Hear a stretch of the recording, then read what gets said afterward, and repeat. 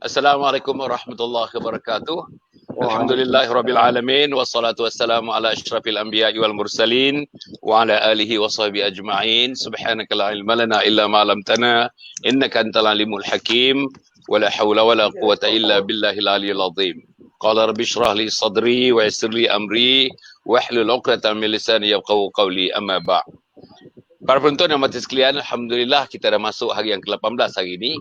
Dan sebagaimana biasa setiap petang daripada 18 hari bulan Mac 18 hari bulan Mac sampai hari ini, tuan-tuan dan puan, 11 hari bulan Mei hari ini, maknanya kita belum pernah lagi tidak bersiaran pukul 5, dan malam ini pukul 10 kita akan terus bersiaran insya-Allah.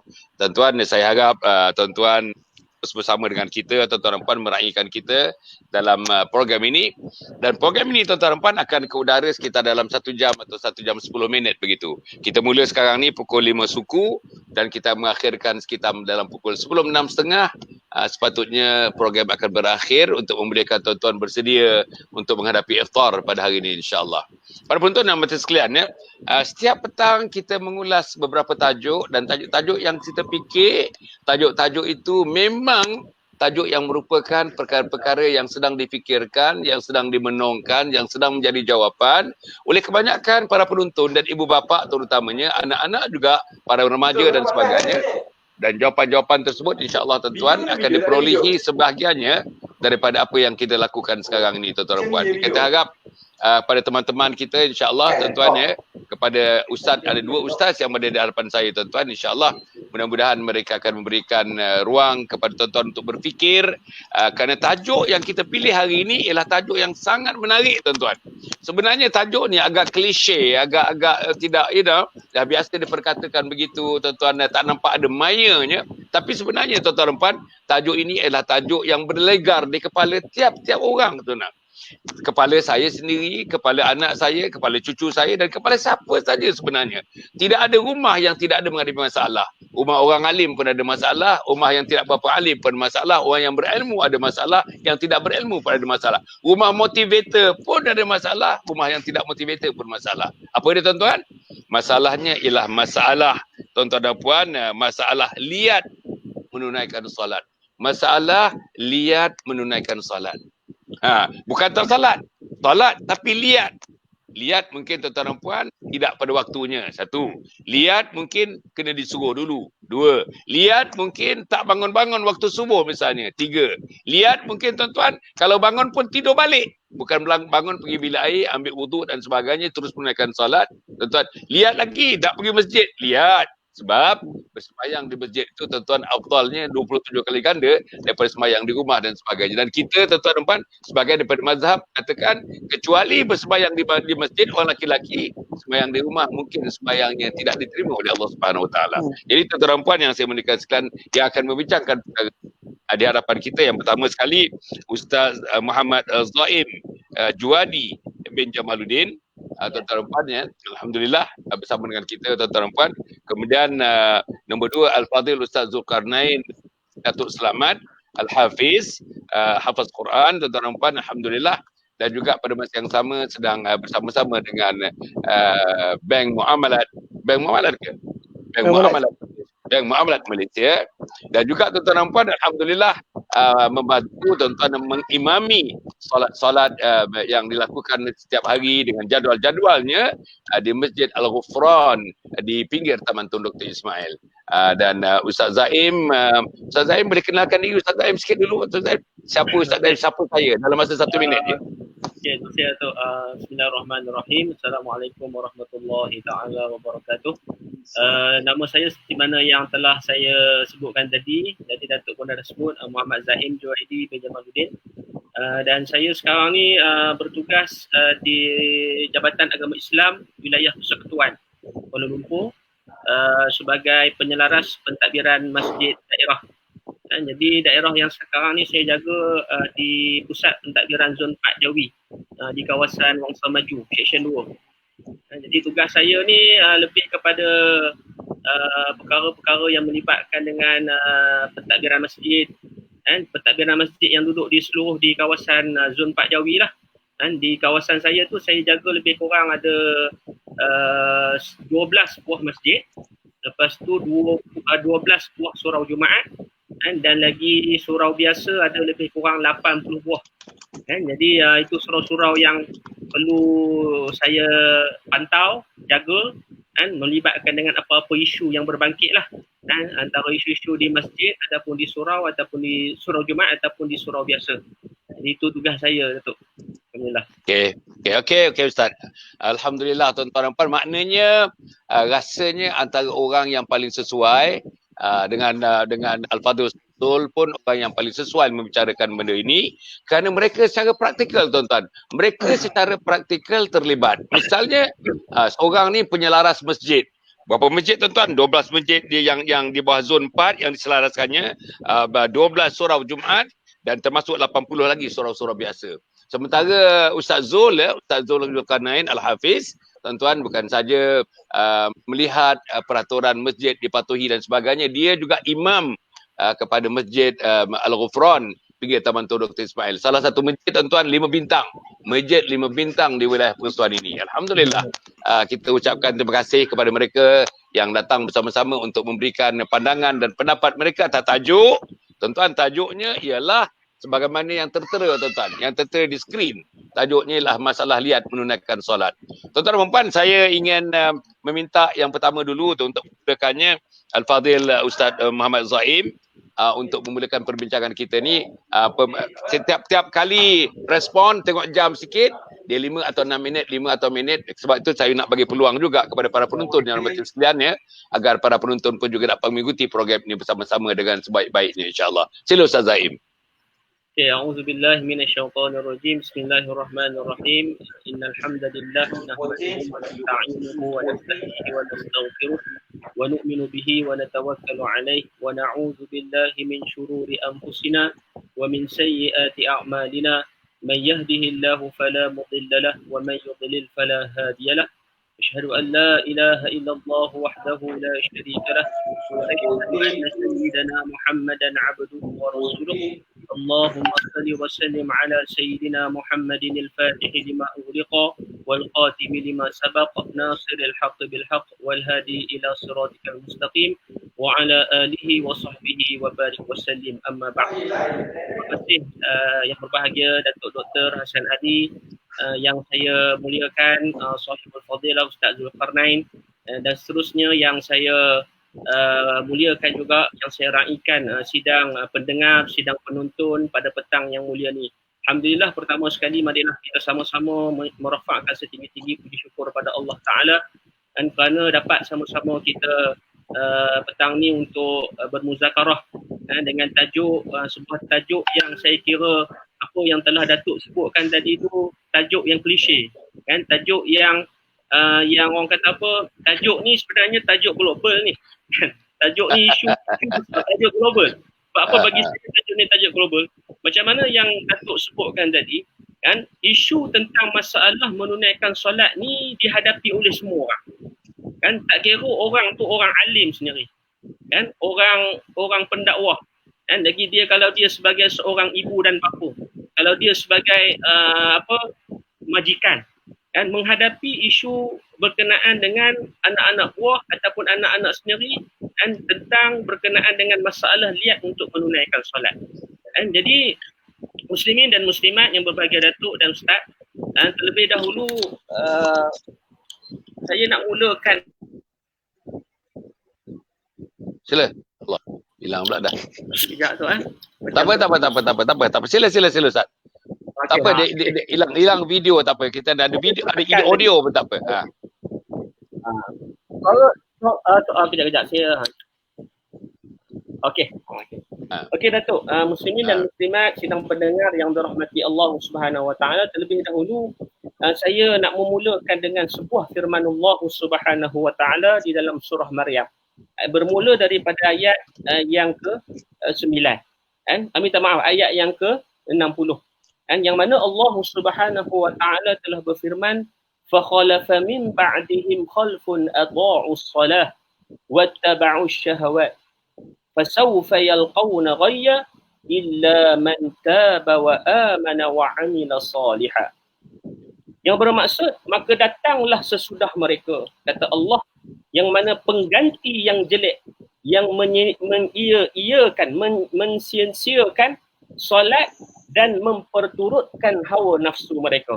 Maka kelak mereka akan menemui kesesatan. Kecuali orang-orang yang bertaubat, beriman dan beramal soleh. Jadi muslimin dan muslimat, sidang pendengar dan sidang penonton yang dirahmati Allah Subhanahu wa taala, ayat ni jelas nak menjelaskan kepada kita berkenaan dengan kesan bagi orang yang menyia-nyiakan ataupun melambat-lambatkan solatnya.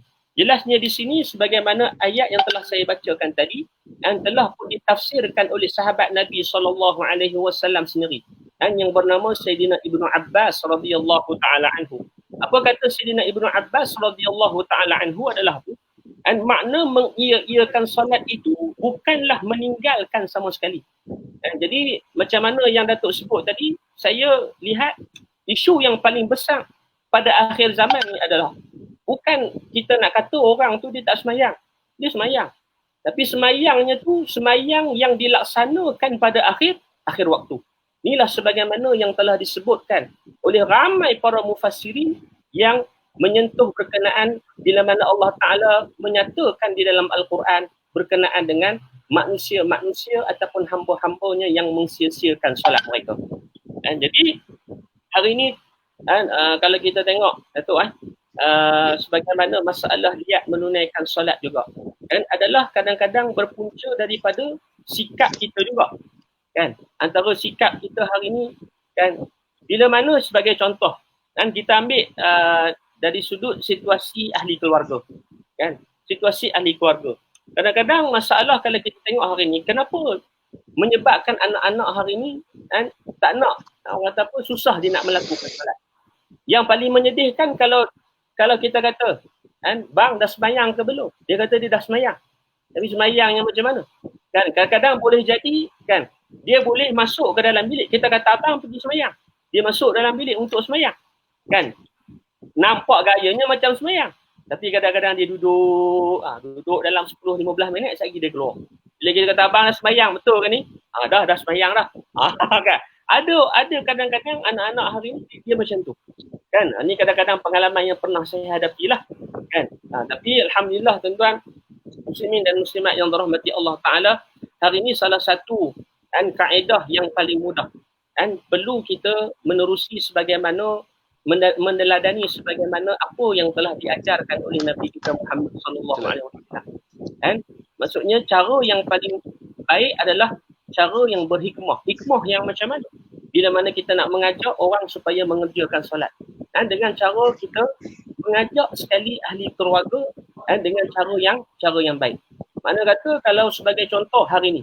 Sebab tu Datuk, kalau kita tengok apa hikmah yang paling besar bila mana berlakunya wabak COVID-19 kan. Jadi apa sebab tu kita kena tengok hikmah yang paling besar apa yang berlaku dalam wabak COVID-19 kan. Bila wabak COVID-19 ni berlaku kan, antara hikmah paling besar sekali yang Allah Ta'ala nak tunjukkan kepada kita adalah apa?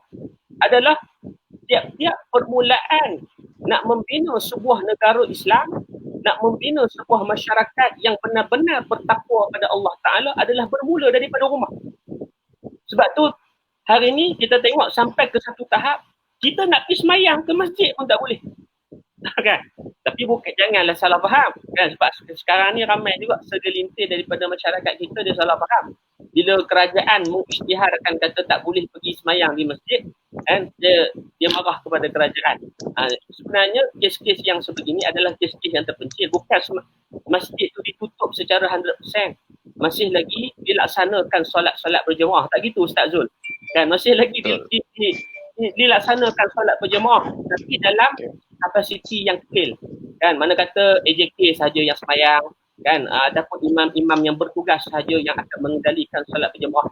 Hal ini tu sebagai salah satunya untuk mengelak daripada penyebaran wabak penyakit lah. Tapi saya nak balik pada persoalan tadi Datuk sebelum saya nak berhenti kan. Yang mana saya sebutkan tadi antara hikmah yang paling besar apa dia? Bila mana Allah Ta'ala dia tutup dulu rumahnya kepada semua umat Islam untuk pergi semayang di masjid. Tapi hari ini kita dianjurkan untuk solat berjemaah di rumah. Dan ini saya lihat, Datuk, ada satu peluang kepada ketua keluarga, khususnya ayah ataupun bapa kan, ataupun abi. Sekarang ni macam-macam istilah dipanggil. Abi, walid, kan, baba, kan, ayah, kan. Betul. Peluang untuk ayah-ayah, peluang untuk ibu bapa hari ni, kan, mengambil peluang untuk solat berjemaah dengan anak-anak. Kan? Kita jadi imam terlebih dahulu. Kan? Sebab ibu bapa ni adalah role model yang pertama di rumah. Kan? Jadi ayah jadi contohnya kalau solat apa, kita tak berapa nak yakin lagi untuk jadikan dia solat jadikan imam, jadikan dia untuk solat sunat. Kita ada solat sunat tarawih, kan? Jadi suruh dia jadi solat sunat tarawih, isyak dia abah jadi imam. Itu antara teladan yang paling terbaik untuk sama-sama kita bina terlebih dahulu keluarga Islam bermula InsyaAllah. InsyaAllah. Terima kasih Ustaz, terima kasih. Alhamdulillah, bagus Ustaz. Pertama kali tuan-tuan, kalau saya boleh kata orang simpulkan dalam masa 30 saat tuan-tuan dan puan, apa yang disebutkan tadi. Yang pertama sekali ialah tentang kepentingan solat ini disebut dalam surah Maryam ayat 60 tadi, pengganti yang jelek sesiapa yang menyisihkan solat, sesiapa yang melewat-lewatkan solat, siapa-siapa yang meremeh-remehkan solat adalah merupakan pengganti-pengganti yang jelek dan seterusnya. Lepas tu dia sebutkan tuan-tuan, Ustaz Zahir menyebutkan pentingnya solat ini kita kena tengok konteks dalam keluarga. Memanglah bermulanya keluarga dengan mak bapak. Mak bapak guru salat yang pertama, mak guru salat yang pertama, bapak guru yang salat yang pertama. Kalau bapak cuai, mak cuai, anak pun cuai. Kalau bapak mak sembahyang di hujung waktu, anak pun sembahyang di hujung waktu. Kalau mak bapak tak sembahyang, biasanya anak-anaknya pun tak sembahyang dan seluruh kaum keluarganya biasanya pun duduk dalam keadaan yang tidak sembahyang. Tuan-tuan dan puan, walaupun benda ni agaknya ada setengah mata tidak perlu, tapi saya nak Ustaz Zul Al-Hafiz ni huraikan sikit tentang bawakan balik sesuai dengan tajuk ini, tunjulkan pentingnya salat ni. Di mana letaknya salat ini dalam satu agama yang namanya Islam? Di mana letaknya? Di kiri ke, di kanan ke, di bawah ke, di atas ke, di tengah ke? Di mana letaknya salat? Supaya bila kita tahu di mana letaknya salat dalam kehidupan kita ini, barulah lihat tu timbul ke tak timbul. Malas tu timbul tak timbul. Meremehkan timbul tak timbul. Tentang meletak ke tepi tu timbul tak timbul. Menangguhkan timbul tak timbul. Bila kita tahu kepentingannya, tuan-tuan. Sila Ustaz Zul. A'udzubillahi minasyaitonirrajim. Bismillahirrahmanirrahim. Nahmaduhu wa nusalli wa nusallim ala rasulihil karim wa na'udzubillahi min syururi anfusina min sayyiati a'malina may yahdihillahu fala mudhillalah wa may yudlil fala hadiyalah. Amma ba'd. Assalamualaikum warahmatullahi taala wabarakatuh. Yang dimuliakan Datuk dan juga Ustaz, pendengar-pendengar sekalian. Jadi alhamdulillah, pertama sekali terima kasih pada Datuk kerana menjemput. Dan banyaklah huraian dah diterangkan oleh Al-Fadhil Ustaz. Jadi berkaitan dengan masalah lihat dengan solat ni, saya nak cerita sedikit lah. And daripada apa yang saya belajar dulu, solat ni satu perintah Allah Ta'ala yang mana Allah turunkan direct, straight kepada Nabi Muhammad SAW melalui peristiwa Isra' dan Mi'raj. Berbeza dengan hukum-hukum yang lain, puasa, berbeza dengan perintah zakat. Jadi dalam ayat Quran pun Allah menceritakan wa aqimus salata wa atuz zakah. Dirikan solat dan tunaikan zakat. Allah tidak menggunakan perkataan iqamah kepada zakat, tapi mendirikan, bukan menunaikan solat, mendirikan solat. Iaitu kita kena bawa sifat-sifat atau beberapa perkara yang mana supaya solat diterima. Jadi dekat sini ulama ada membahagikan orang-orang yang solat ni terbagi pada 5 jenis golongan. 2 golongan yang mana mereka sembahyang tetapi tempat mereka dalam neraka Allah Subhanahu Wa Taala. Nauzubillah. Mereka sembahyang tapi mereka akan masuk dalam neraka. Ini orang yang sembahyang, belum lagi orang yang tak sembahyang. Jadi ulama membahaskan 5 golongan ni and dengan terperinci siapakah mereka-mereka ni? Kenapakah orang yang solat pun kadang-kadang boleh masuk neraka? Ini Allah terangkan dalam Quran, fawailul lil musallin. Celakalah mereka-mereka yang solat. Kenapa? Allazina hum an salatihim sahun. Dalam solat mereka lalai. Mereka tidak ingat pada Tuhan. Mereka ingat ini dan itu. Mereka tidak jaga waktu-waktu sembahyang mereka. Mereka abaikan tata-tata tertib ataupun rukun-rukun sembahyang mereka. 1. Yang kedua, allazina hum yura'un. Mereka solat dalam keadaan untuk menunjuk-nunjuk. Dalam ayat lain Allah Taala terangkan wa idza qamu ila salati qamu kusala. Orang-orang munafik ni kan, mereka ni mereka sembahyang juga, tapi mereka sembahyang dalam keadaan lalai. Wala yazkuruna Allah illa qalila. Mereka tak ingat pada Allah pun. Zaman Nabi sallallahu alaihi wasallam, apa yang mereka buat? Mereka lah orang pertama sekali berada dalam masjid, saf pertama. Tetapi adakah mereka masuk syurga? Tidak. Sebab apa? Dalam hati mereka hanya untuk menunjuk. Jadi masalah solat ini sendiri pun, orang menunaikan solat itu sendiri pun tidak lagi dapat menyelamatkan mereka daripada masuk syurga. Tidak lagi dapat menyelamatkan mereka daripada neraka Allah. Sebab apa? Kerana kekurangan dua perkara sebut. Pertama, mereka nak menunjuk. Yang kedua, mereka sembahyang dalam keadaan lalai, liat, malas, terpaksa. Sebab apa? Orang tengok, mak suruh, ayah suruh, isteri suruh, suami suruh. Jadi, golongan yang ketiga, ulama menceritakan bahawa inilah golongan yang mana bila mereka sembahyang, dalam sembahyang mereka kadang-kadang mereka ingat Allah, kadang-kadang mereka lupa pada Allah. Kadang-kadang mereka fokus, kadang-kadang mereka kurang fokus. Ini sembahyang golongan rata-rata orang-orang macam kita. Yang ini golongan ulama bagi tahu ma'fu anhu, mereka yang telah dimaafkan. Tetapi takut-takut mereka mana yang sembahyang macam ini, kalau mana mereka teruskan dengan tidak ada peningkatan, takut mereka jatuh pada golongan yang kedua tadi. Golongan orang yang lalai pada Allah. Dan keempat, golongan yang mana Allah telah isytiharkan kejayaan. Qad aflahal mu'minun allazina hum fi salatihim khashi'un. Maka telah berjayalah orang-orang yang beriman. Siapakah mereka? Antara ciri-ciri orang beriman ni, allazina hum, mereka lah orang fi salatihim khashi'un. Mereka solat dengan khusyuk. Khusyuk ni apa? Khusyuk ni dalam hati mereka ada ingat pada Allah, ada zikir pada Allah, ada takut pada Allah. Dan dalam diri mereka pun, perbuatan mereka sempurna ingat pada Allah. Dan golongan yang paling tinggi, mereka inilah yang ulama bagi tahu al-mustadrikin fi shalah, mereka yang tenggelam dalam sembahyang mereka. Ini yang saya suka ceritakan, seperti mana kisah-kisah yang ada dalam kisah-kisah sahabat, kisah-kisah Nabi sallallahu alaihi wasallam, bila mana ada apa-apa masalah mereka akan terus ke menunaikan solat. Qurratu aini fi shalah. Nabi sallallahu alaihi wasallam bagi tahu sejuk mataku atau sejuk mataku pada pandanganku bila mana dalam solat. Jadi golongan ni apa? Al-mustadrikin fi shalah ni, mereka bila mana mereka akad takbir saja Allahu Akbar, hati mereka, jasad mereka di dunia, roh mereka telah terus sampai ke arsy Allah Subhanahu Wa Taala. Kerana itu kita ada dengar kisah-kisah sahabat yang mana bila mana di panah kena tapak kaki, kena ke peha, bila mana dicabut pehanya ketika dia dalam keadaan sembahyang, dia tak merasa apa-apa. Kenapa? Mereka dalam sembahyang. Ada juga antara mereka yang mana mereka terpaksa dipotong kaki ketika dalam sembahyang, mereka tidak rasa apa-apa. Ada yang mereka sembahyang daripada solat witir 1 rakaat, daripada lepas isyak sampai ke subuh. Yang ni mereka al-mustadrikin fi shalah, mereka yang tenggelam dalam sembahyang. Jadi inilah golongan-golongan yang mana kita nak kejar atau kita patut cemburu.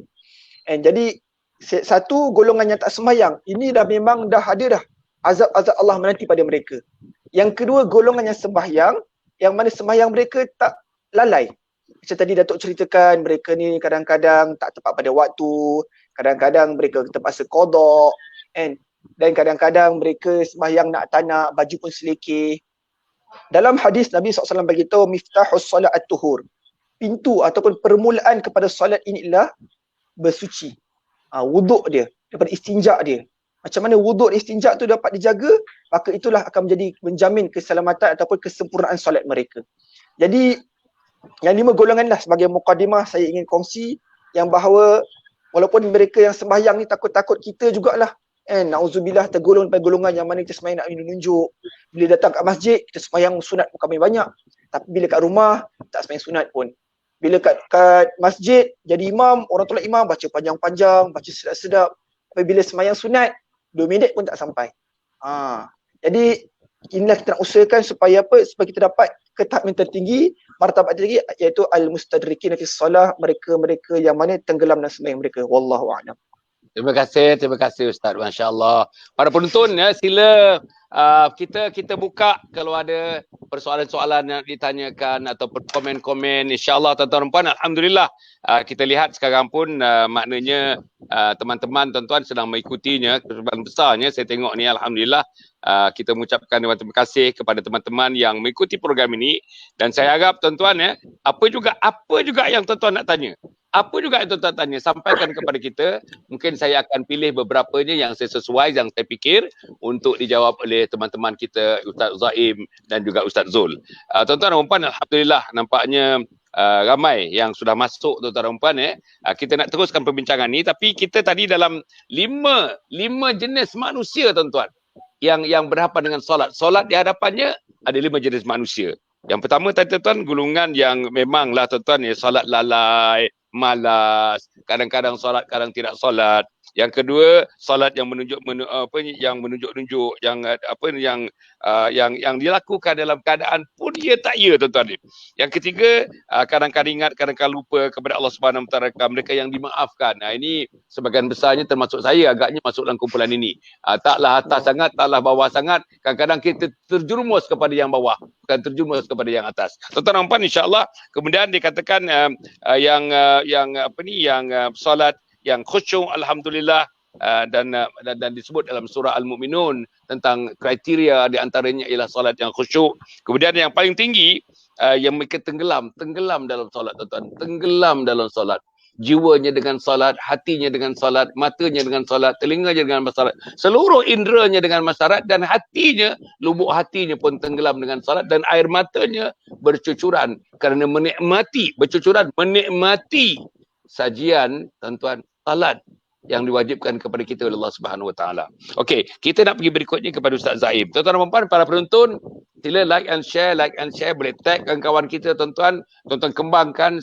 Kita nak minta, sebab tajuk ini sangat penting, tuan-tuan, sangat penting tajuk ini. Dan saya rasa sehingga akhir Ramadan, awal Ramadan hingga akhir Ramadan, agaknya mungkin jarang diperkatakan tajuk ini. People take for granted. As salat what it is, people tend to be taking things for granted. Jadi kita nak huraikan pada petang ni dengan orang-orang muda depan kita ni, yang hafaz Quran, yang memang jaga masjid, yang memang berterus-lumus untuk menentukan masjid bercahaya, sinar. Antaranya ialah sinar salat terpancar di masjid, di rumah dan sebagainya. Tuan-tuan, saya nak pergi pada Ustaz Zaim, kali pusingan yang kedua ni, Ustaz Zaim.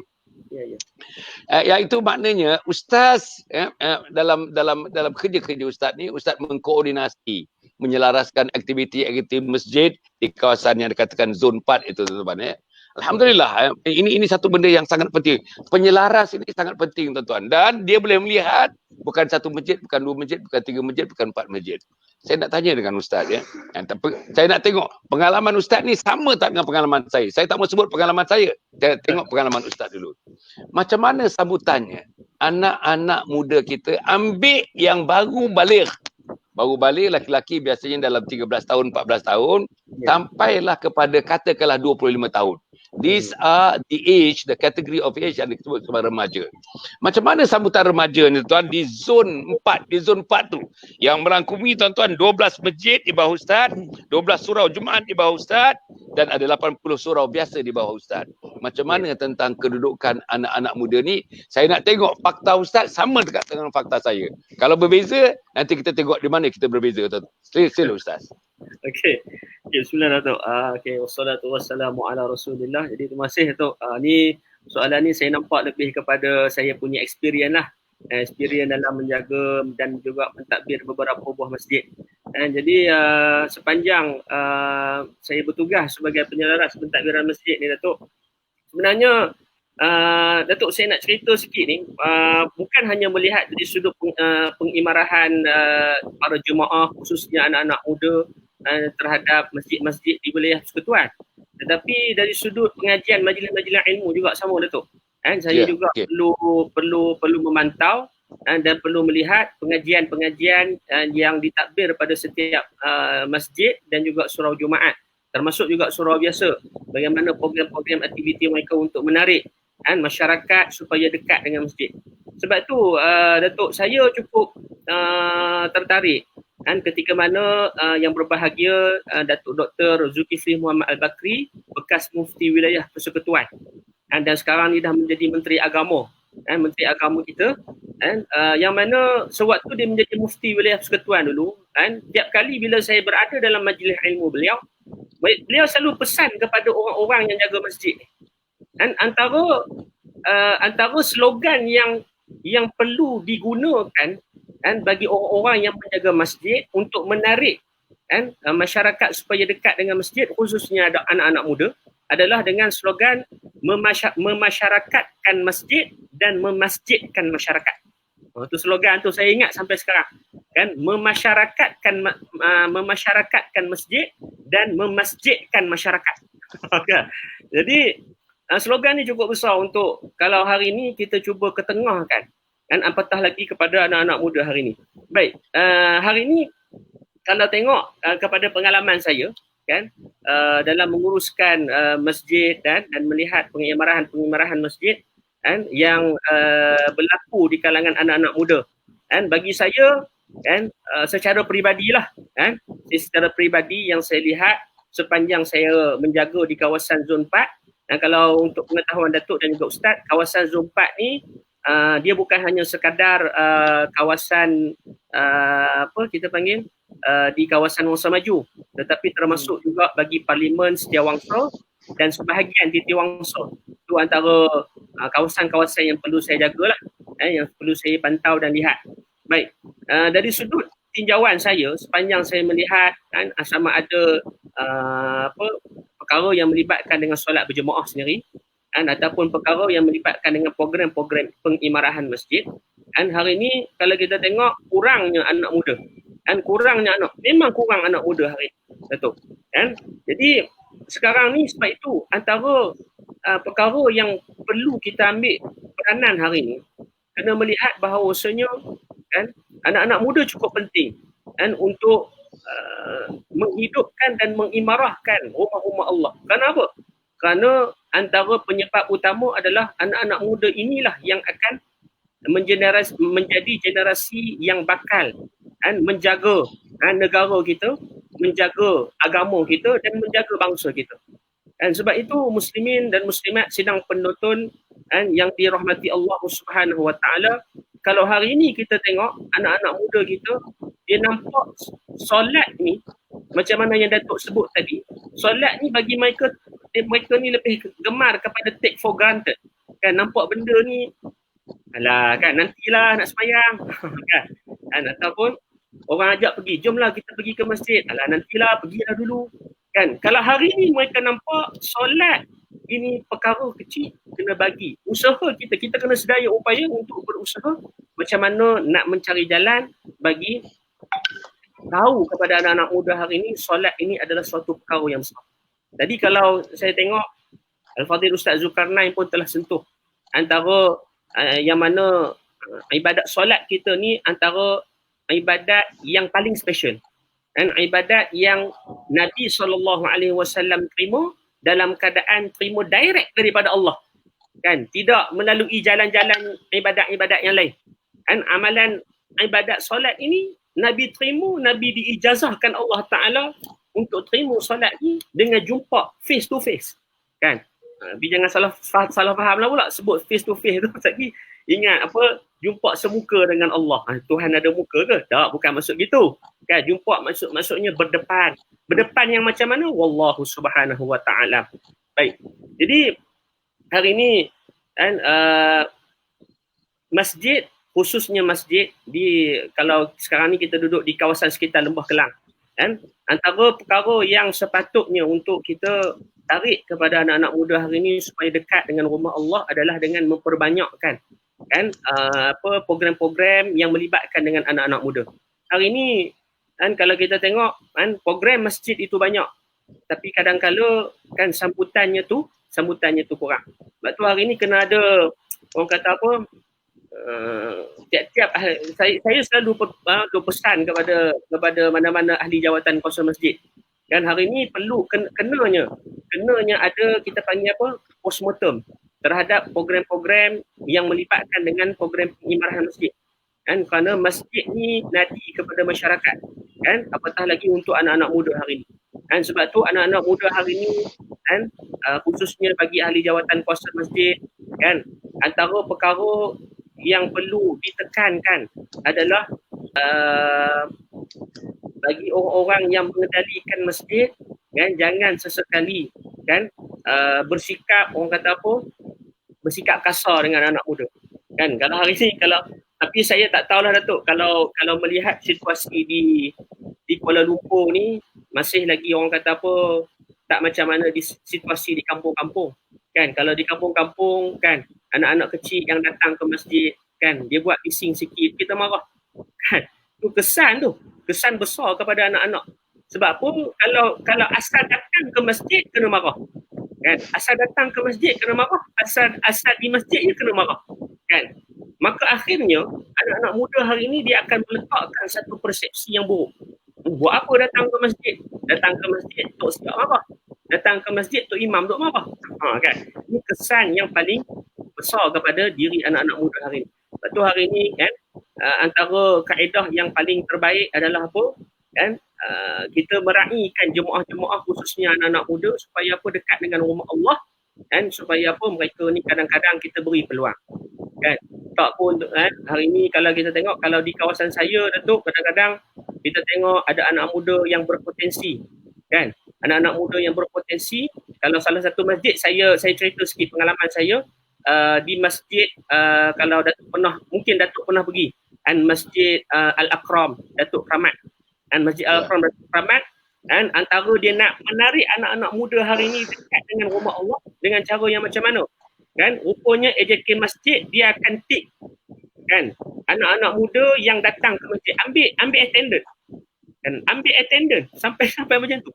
Rupanya di penghujung tahun mereka memberikan satu ganjaran. Ni antara orang kata apa, penarik kepada anak-anak muda hari ini. Kalau di masjid saya pula hari ni, kalau kita tengok anak-anak muda yang ada potensi dengan suara yang sedap. Kan? Sekali-sekala kita bagi rehat sekejap. Tok Bilal, suruh Tok Bilal anak muda yang azan. Ni di antaranya. Kan? Kalau program-program pengimarahan pula, janganlah tumpu kepada duk baca kitab je. Kan? Kadang-kadang sekali-sekala kena raikan juga anak-anak muda. Kan? Kalau tengok ada di kalau masjid saya, tak ingat program bila, kita buat pertandingan Beyblade. Kan kita tengok macam ni macam tak kena je Ustaz, tapi kena buat macam tu. Kan pada mulanya tak apa, biar anak-anak muda hari ni main Beyblade kat masjid. Kan jadi sekali-sekala bila laungan azan, okey kita berhenti, jom kita pergi sembahyang jemaah. Sekali kita sama kan, kita buat lapangan futsal. Supaya apa? Tarik anak-anak muda datang ke masjid. Kan biar mereka main kat masjid, tak ada masalah, mainlah kat masjid. Sekali lagi bila azan berhenti.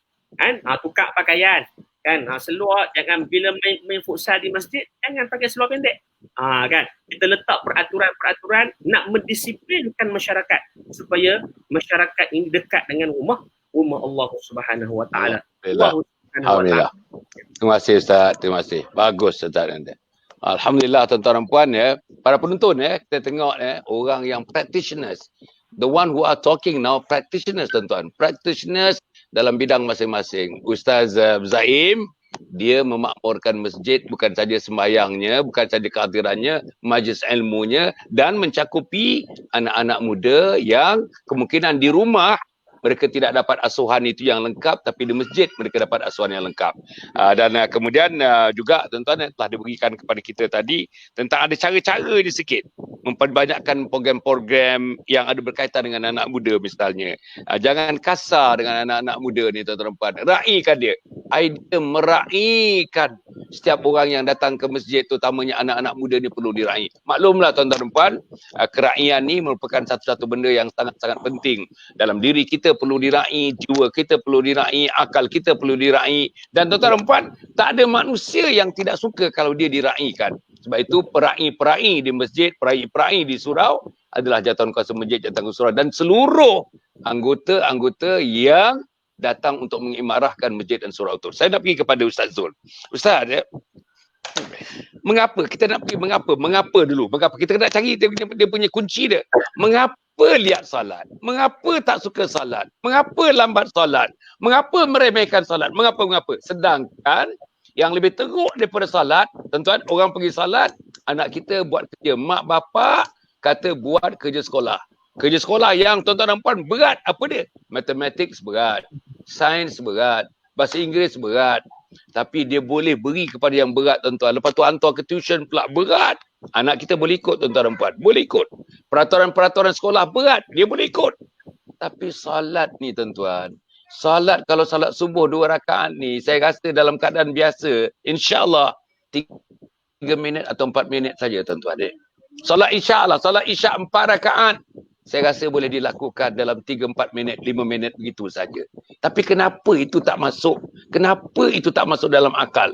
Kenapa itu tak masuk dalam fikiran? Dan kita tengok tuan-tuan, minta maaf saya sebut. Saya ada sikit berbeza dengan Ustaz Zaim punya penerangan tadi. Ustaz Zaim kata agaknya kerana Ustaz Zaim ni tuan-tuan maklumlah, dia ni dia cara-cara dia tu diplomatik sikit perkataan-perkataannya. Dia kata tuan-tuan kata kedatangan anak-anak kita ke masjid, anak-anak muda misalnya, dia kata tuan-tuan dan puan, dia perkataannya ialah dia kata kurang, sangat kurang. Pada saya tuan dia kata kurang, tapi saya nak tambah lagi dia punya adjektif sebelumnya, sangat kurang. Saya nak bagi tahu tuan-tuan, saya nak bagi Ustaz Al-Zaim ya. Saya ni pusing negara tuan-tuan, dah 40 tahun pusing negara ni. Ke masjid, ke surau, satu Malaysia, termasuk Brunei, Singapura dan sebagainya tuan-tuan. Kehadiran anak-anak terutamanya yang berumur 14-15 tahun sampai 25 tahun, ada tempat-tempatnya tuan-tuan, kosong Ustaz, kosong Ustaz.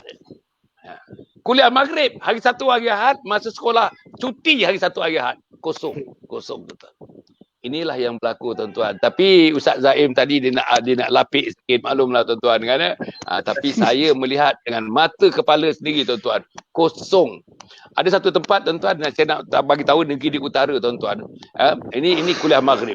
Yalah, kita sesekali datang ni dengan dia punya poster, dengan dia punya advertisement, dengan dia punya apa, ramailah. Mungkin ada 200 orang, 300 orang tuan-tuan. Ini kalau 300 orang dalam masjid waktu kuliah maghrib macam ni tuan-tuan. Tapi nak cari anak-anak umur 14 tahun sampai 20 tahun, saya berhentikan kuliah sekejap dalam masa 1 minit. Tuan-tuan dan puan, tolong saya pandang kiri, pandang kanan, pandang depan, pandang belakang. Tolong angkat tangan. Siapa yang ada melihat anak-anak pada majlis ini umur 14 tahun sampai dalam 20 tahun? Tuan-tuan nak tahu jawapannya tuan-tuan? Kosong tak Ustaz? Kosong. Jadi saudara, maknanya ini kita tuan-tuan sedih. Saya sangat sedih. Pasal Ustaz kata tadi, generasi ini akan menggantikan kita generasi yang akan datang. Generasi tak pergi masjid akan datang tak pergi masjid. Generasi yang membelakangkan masjid akan membelakangkan masjid. Generasi yang akan tutup masjid akan tutup macam ada COVID lagi tuan-tuan. COVID-19 akan ada lagi 20 tahun daripada sekarang. Bila anak-anak muda ni ambil tempat orang yang tua macam saya akan mati menemui Allah Subhanahu Wa Taala. Sila Ustaz Zul ulas sikit tentang itu, tentang mengapa, apa sebabnya anak-anak kita tidak tertawan dengan peraturan Allah, tak tertawan dengan hukum Allah, tak tertawan dengan injunction of Allah Subhanahu Wa Taala. Among the biggest injunction ialah solat. Sila Ustaz Zul. Bismillahirrahmanirrahim. Jadi untuk menjawab soalan Datuk tadi, saya ringkas saya nak bacakan satu ayat Quran. Allah beritahu, a'udzubillahi minasyaitonirrajim. Wa'mur ahlaka bis-salat wastabir 'alaiha la nas'aluka rizqan nahnu narzuquk wal 'aqibatu lit-taqwa. Ini satu ayat yang mana Allah Taala beritahu bahawa setiap daripada kamu, bapa, isteri, suami, anak, setiap ahli keluarga kena mengajak atau perintahkan ahli keluarga kamu, kaummu, umatmu untuk menunaikan solat. Dan bersabarlah dalam menunaikannya. Bukan kamu yang berrezeki, bahkan kamilah berrezeki kepada kamu. Jadi dekat sini kebanyakan orang hari ini salah faham. Dia beritahu sekiranya saya solat, maka perniagaan saya akan rugi. Sekiranya kalau saya pergi solat, saya akan terlepas mata pelajaran, saya akan terlepas kelas. Jadi dia memberi alasan-alasan bahawa dengan menunaikan solat ni akan berlaku sedikit sebanyak kekurangan dalam kehidupan seharian mereka. Bahkan Allah SWT membantah ataupun menyangkal persepsi ini. Allah beritahu, nahnu narzuquk, kamilah memberi rezeki pada kamu, kamilah memberi kamu kesihatan, kamilah memberi kamu segala-galanya. Jadi dekat sini ayat Quran ini Allah Subhanahu Wa Taala nakkan supaya setiap orang daripada setiap orang, imam ke, Bilal ke, mempunyai sedikit peranan dengan apa? Dengan mengajak mereka dahulu. Allah hantar Nabi Muhammad sallallahu alaihi wasallam, wa ma arsalnaka illa kaffatan lin-nasi basyira wa nadhira. Hari ni kita jumpa budak kau tak sembahyang kau masuk neraka. Jadi mereka akan takut dan mereka akan tak suka dengan orang macam ni. Dia akan tidak suka kepada orang tentang masjid. Tetapi Nabi SAW dihantar kepada seluruh manusia untuk basyirah. Takdim dalam Al-Quran ni, Allah kedahulukan perkataan basyirah, memberi ajakan atau motivasi-motivasi yang baik. Dan yang kedua, wa nadhira. Dan sekiranya mereka dah dengar dah segala janji-janji, segala kelebihan-kelebihan, segala motivasi-motivasi, maka barulah situ kita letakkan sedikit ancaman. Jadi hari ni anak-anak muda ataupun rata-rata seluruh orang lah yang masih lihat mereka solat, sebab apa? Mereka masih kurang kesedaran. The priority is not the prayer first. The priority is the dunia first. So bila mana priority ataupun keutamaan ialah dunia, maka segala-galanya akan terkemudian. Nak solat, tak apalah, boleh qada. Tak apalah, nanti dulu. Saya ada ramai kawan-kawan yang saya duduk, alhamdulillah ayah-ayah mereka datang masjid, ayah-ayah mereka ahli masjid. Tapi anak-anak mereka beritahu pada saya, dia bagi tahu ayah saya pergi masjid tapi dia tak pernah ajak saya datang sembahyang. Dia tak pernah kejut saya sembahyang subuh. Padahal ayah saya ni AJK masjid. Ada antara tutup. Sila. Oh, okey. Ada juga antara mereka yang bagi tahu kan bahawa aku ni agak jahil lah dengan ilmu agama. Tapi ayah aku ni AJK masjid. Dan aku pun dah terjebak dengan dadah. Ayah aku dah terjebak dengan kelab malam dan macam-macam lagi.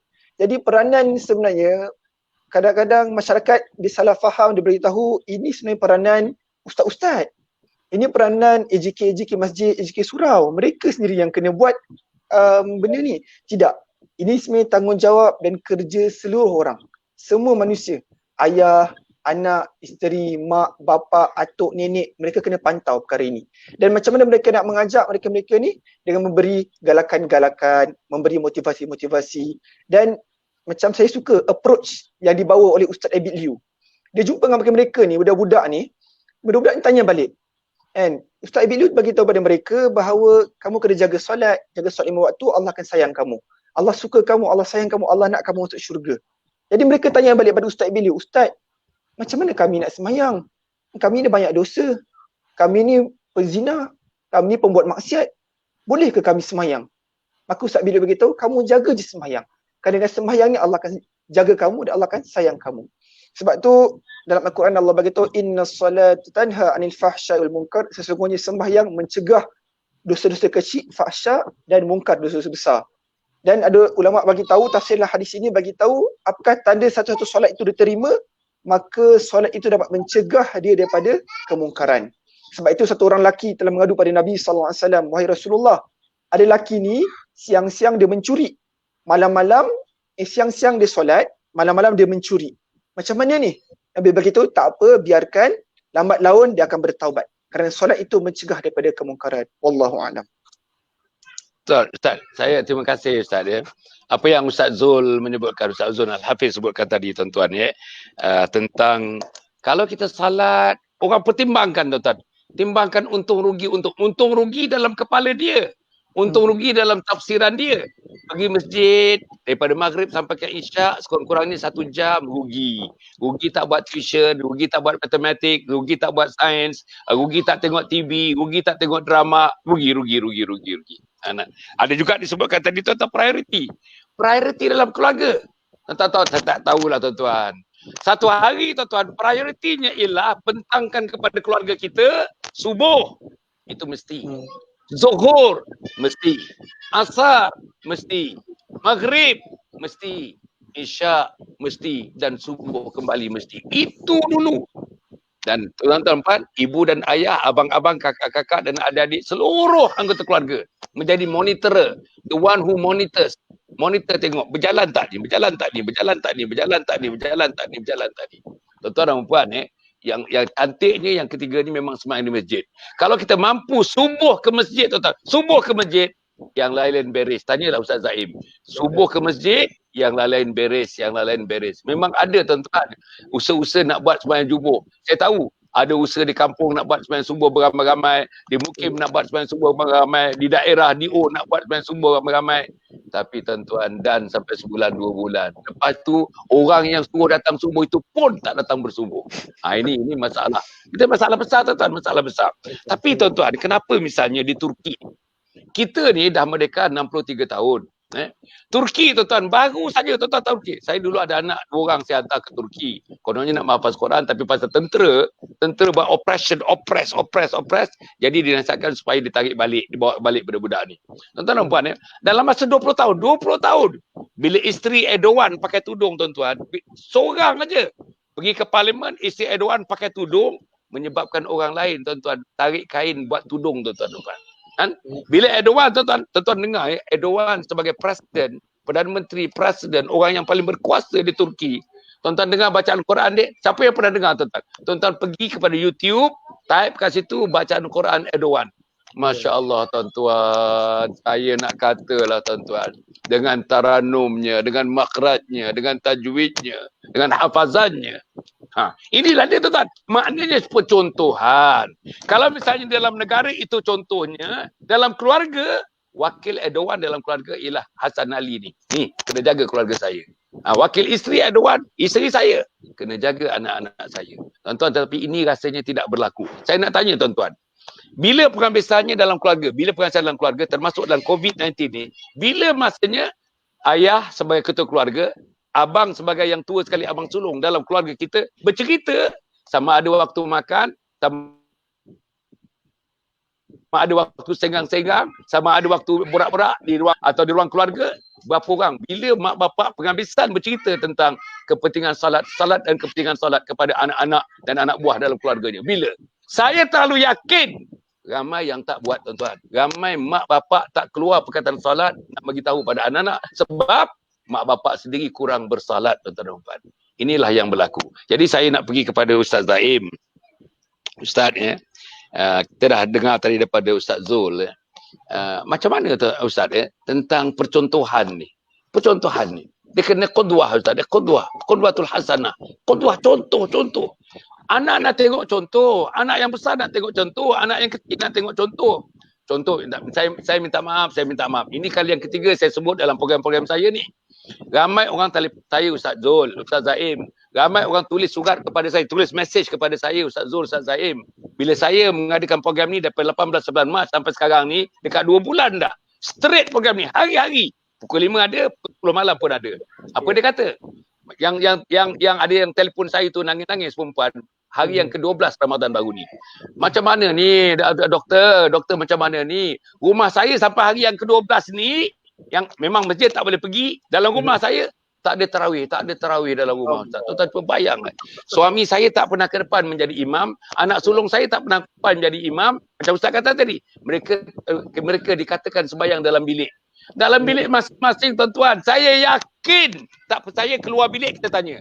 Macam mana buat sembahyang tarawih? Macam mana lafaznya? Macam mana kalau nak baca dia punya sunat selawatnya macam mana? Macam mana sembahyang witir? Bila nak mulakan sembahyang witir?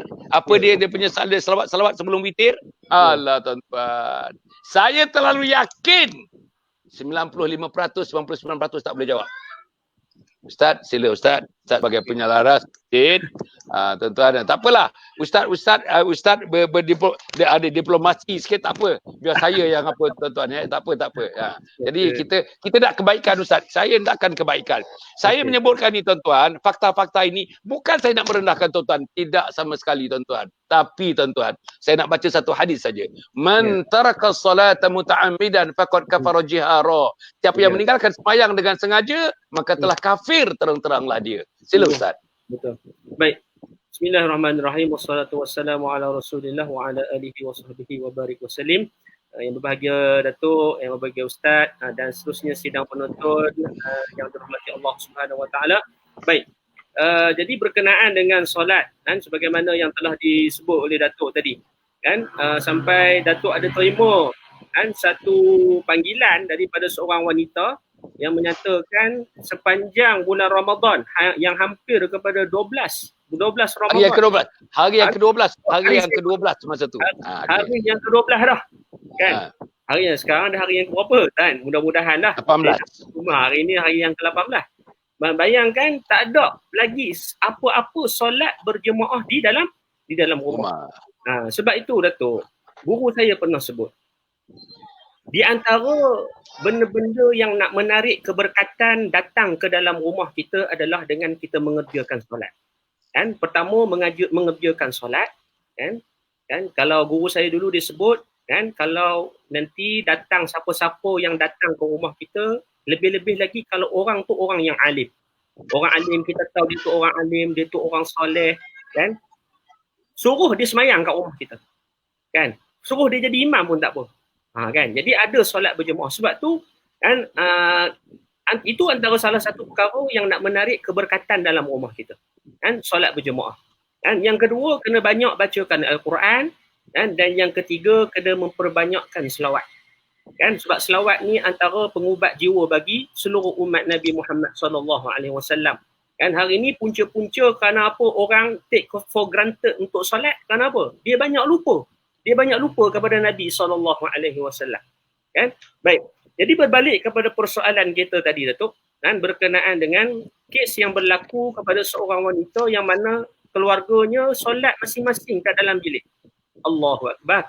Kan, ni antara salah satu bagi saya lah. Kalau bagi saya, aib bagi saya dan musibah besar bagi saya. Kan, sepatutnya kan yang sebagaimana yang saya sebut pada awal perbincangan kita tadi. Hikmah COVID-19 ni cukup besar untuk kita mulakan kan perubahan yang besar. Kalau hari ini ahli saintis tengok bila berlaku COVID-19 kan keadaan bumi dah mula berlaku perubahan. Lapisan atmosfera mula jadi baik. Sungai jadi bersih. Pencemaran udara jadi kurang. Dan hari ini juga manusia kena buat perubahan dalam hidup. Kena buat perubahan. Kita kena buat perubahan, Datuk. Kan? Kena buat perubahan sidang penonton sekalian. Dan semayang berjemaah di rumah. Kalau takut semayang berjemaah, takut batal lah ustaz. Saya ni tak pernah ni. Tak pernah ni semayang ni, semayang berjemaah kat rumah. Dan kalau tak pernah, sekarang ni kena mula. Nak mula macam mana ni ustaz? Kan? Mulalah ustaz. Saya bukan hafal surah panjang-panjang. Kan? Saya bukan Al-Hafiz. Allahu Akbar. Ini alasan-alasan yang tak sepatutnya. Hari ni saya kalau saya tengok yang terjadi isu yang sebagaimana Datuk sebut tadi adalah berpunca daripada apa? Kan? Adalah berpunca daripada kurangnya ilmu masyarakat kita hari ni berkenaan dengan solat berjemaah.